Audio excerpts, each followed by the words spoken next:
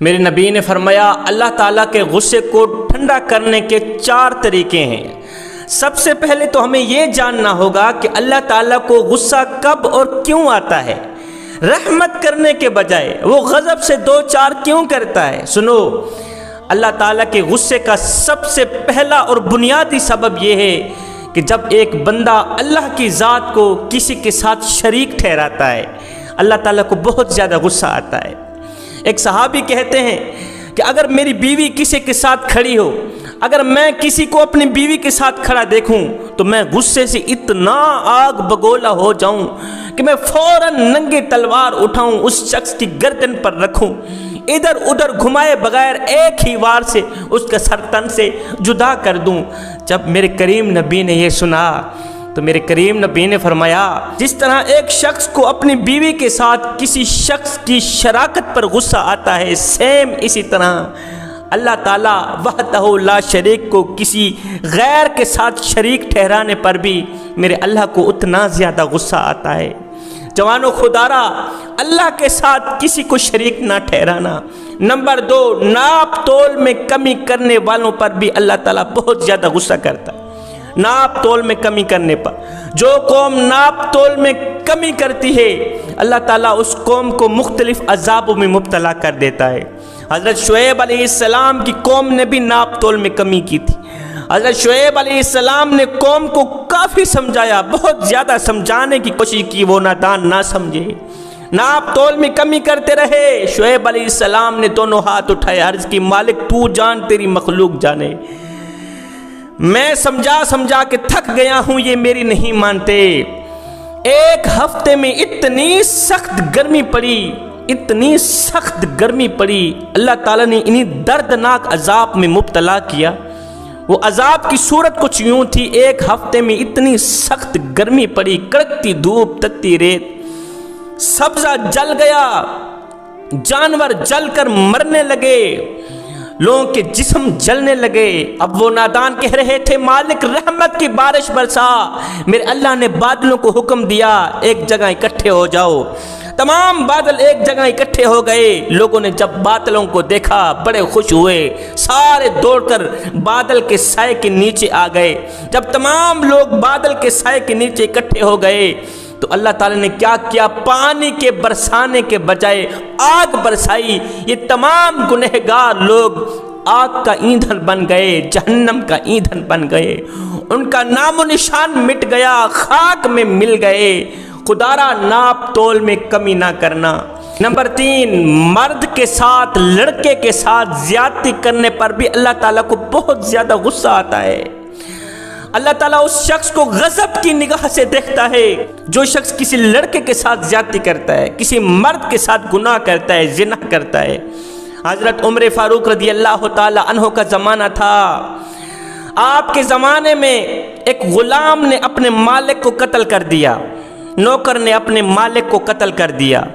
یہ مقدمہ حضرت عمر فاروق کی عدالت میں پیش کیا گیا۔ یہ معاملہ حضرت عمر فاروق کے سامنے آیا۔ حضرت عمر فاروق نے اس لڑکے سے پوچھا، غلام سے پوچھا، اوے تو نے مالک کو قتل کیوں کیا ہے؟ اس نے کہا اللہ نے مجھے حسن سے نوازا ہے، میں خوبصورت ہوں، میرے مالک نے میرے ساتھ زیادتی کی، میرے مالک نے میرے ساتھ گناہ کیا ہے، میرے ساتھ زنا کیا ہے، مجھے غصہ آیا، میں نے مالک کو قتل کر دیا۔ اس قسم کا پہلا مقدمہ تھا جو حضرت عمر فاروق رضی اللہ تعالی عنہ کی عدالت میں پیش کیا گیا۔ حضرت عمر فاروق نے جب اس لڑکے کی سنی، حضرت عمر فاروق رضی اللہ تعالی عنہ نے فرمایا اس طرح کرو، یہ فیصلہ حضرت علی کے پاس لے جاؤ، حضرت علی ہی تمہارا فیصلہ کریں۔ حضرت علی رضی اللہ تعالی عنہ کے پاس گئے۔ آپ کو پتہ چلا کہ ایک نوکر نے، غلام نے مالک کو قتل کر دیا، وجہ یہ تھی کہ مالک نے غلام کے ساتھ زیادتی کی تھی۔ حضرت علی رضی اللہ تعالی عنہ نے فرمایا تم تیسرے دن میرے پاس آؤ گے، تیسرے دن آنا، میں تمہارا فیصلہ کروں گا۔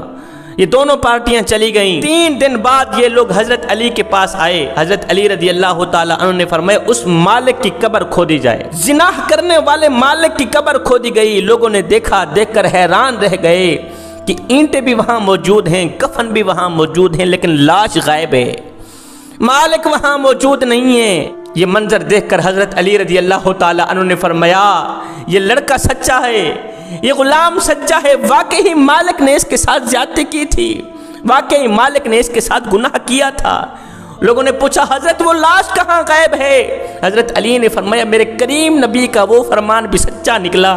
میرے نبی نے فرمایا تھا کہ جب کوئی شخص کسی مرد کے ساتھ زیادتی کرتا ہے، جب کوئی مرد کسی مرد کے ساتھ گناہ کرتا ہے، جب وہ مر جاتا ہے، مرنے کے 3 دن بعد میرا اللہ اس کو اس کی قبر سے نکال کر لوتیوں کے پاس بھیج دیتا ہے تاکہ اس کا حشر لوتیوں کے ساتھ ہی ہو، کیونکہ قوم لوط جو تھی وہ بھی لڑکوں کے ساتھ زیادتی کیا کرتی تھی۔ خدارا اس مرد سے بچنا، خدارا اللہ کے غضب سے بچنا، اللہ کی ناراضگی سے بچنا، یہ گناہ کبھی بھول کر کے بھی نہ کرنا۔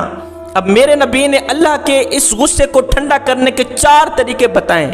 4 طریقوں سے تم اللہ کے غصے کو ٹھنڈا کر سکتے ہو۔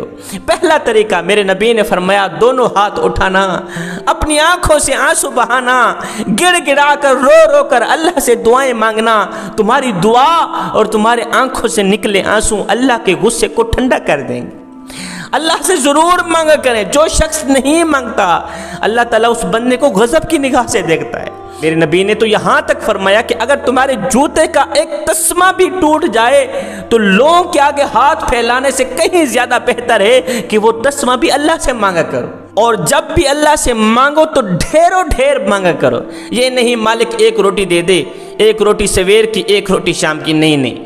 جب بھی اللہ سے مانگو اتنا زیادہ مانگو، اتنا زیادہ مانگو، ہاتھ اٹھا کر کہو مالک مجھے اتنا دے کہ میں صبح سے لے کر شام تک تیرے غریبوں کی جھولیاں بھرتا رہوں۔ آئے حضرت عمر فاروق رضی اللہ تعالیٰ عنہ نے عرض کی مالک تو مجھے رزق دینا بند کر دے، کافی رزق ہو گیا ہے۔ میرے اللہ نے فرمایا اے میرے نبی، میرے محبوب، اپنے عمر کو کہہ دو کہ تو میری راہ پہ دینا بند کر دے، میں تیری راہ پہ دینا بند کر دوں۔ جب تک تو مجھے دیتا رہے گا، میری راہ پہ دیتا رہے گا، میں تجھے دیتا رہوں گا۔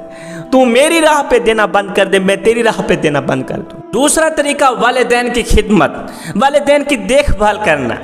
یہ کام بھی اللہ تعالیٰ کے غصے کو ٹھنڈا کرتا ہے۔ نمبر 3، اپنی بیوی پر خرچ کرنا، بچوں پر خرچ کرنا، بیوی کی دیکھ بھال کرنا، بچوں کی دیکھ بھال کرنا، بیوی کے ساتھ اچھا سلوک کرنا، بچوں کے ساتھ، اپنی فیملی کے ساتھ، رشتہ داروں کے ساتھ اچھا سلوک کرنا، یہ والا عمل بھی اللہ تعالیٰ کے غصے کو ٹھنڈا کرتا ہے۔ نمبر 3، صدقہ دینا، صدقہ کرنا، غریبوں کی مدد کرنا، زکوٰۃ وقت پر دینا، مسکینوں کے سروں پر شفقت بھر ہاتھ رکھنا، ان کی خدمت کرنا، یہ کام بھی اللہ تعالیٰ کے غصے کو ٹھنڈا کرتا ہے۔ چوتھا طریقہ اللہ کے حضور جھکنا، نماز پڑھنا، وقت پر نماز پڑھنا، نماز با جماعت ادا کرنا، کیونکہ نماز میرے کریم نبی کی آنکھوں کی ٹھنڈک ہے۔